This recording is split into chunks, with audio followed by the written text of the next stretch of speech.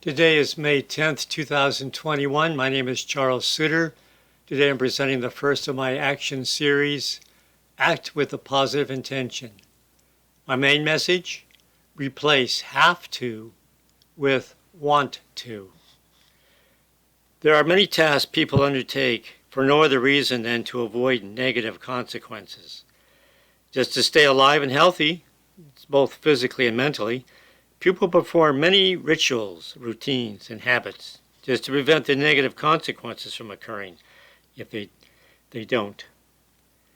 Let me give you some examples. Personal grooming, housekeeping, lawn and auto maintenance, paperwork and bills, exercise, eating healthily, repairs are just some examples of the things that people don't necessarily like to do, but they do them anyway out of necessity. These are the have-to tasks that everyone does grudgingly, and sometimes not at all if the costs are too burdensome because the motivation just isn't there. This presentation suggests that anything you consider a have-to-do task, you spend some time searching for positive benefits as reasons to do it. By having good reasons for doing anything, you'll be more likely to do it and the burden of the chore will be lifted. Proposition 1. Before you undertake any task or goal, know your intentions. Too many people set out on a journey without knowing their main destination. They tend to drift into their goals. The purpose of any journey is to purposely arrive at an intended, defined destination. Make sure the destination is worth the trip because the cost of many journeys can be quite high. Reframe your reasons for doing any distasteful task. Instead of perceiving these have-to-do tasks from the standpoint of avoiding bad consequences, as a justification for forcing yourself to do them, take time to identify some additional positive benefits. If you can't find any, then consider expanding the scope of the task to include something positive. Something to make the process of doing it less distasteful and to make the end state more desirable. Sometimes just mentally reframing a task can make all the difference in motivation.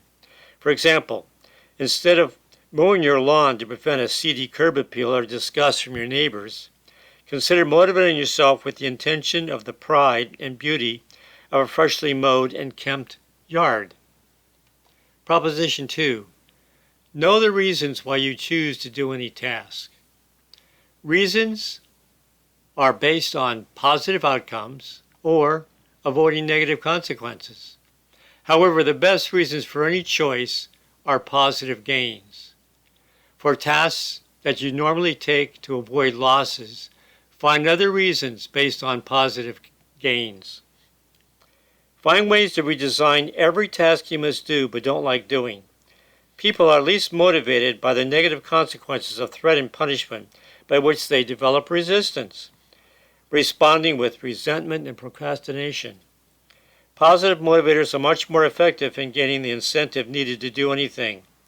If you do something on a regular basis, something you would prefer not to do, then you need to redesign this task so that it is more attractive and less burdensome.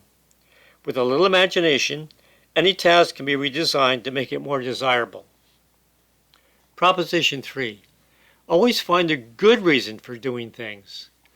Things that you must or ought to do. More than half of what a person does in a day is not by want but by necessity. You can reframe all must-do tasks with good reasons why you want to.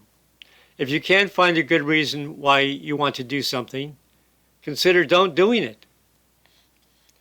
Find ways to get the desired results without doing this particular unpleasant task. If after your best efforts you cannot convert a negative task into a positive one, then you need to seek a better remedy. Ask yourself these questions. Can another less onerous task replace this burdensome one? 2. Can I afford to hire someone to do it? 3. Can I just not do it and avoid the negative consequences some other way? My main message, or my final message, find positive reasons for doing everything you choose to do. You will always find time to do something you want to do, but somehow there just isn't enough time to do something you don't want to do. For that reason, reframe, redesign, or reduce everything you believe you must do but don't like doing it. The key to motivating yourself and others is to find positive reasons for doing it. You must apply your imagination to find something of positive value for every have-to task so that you eventually want to do it without pushing yourself by willpower alone.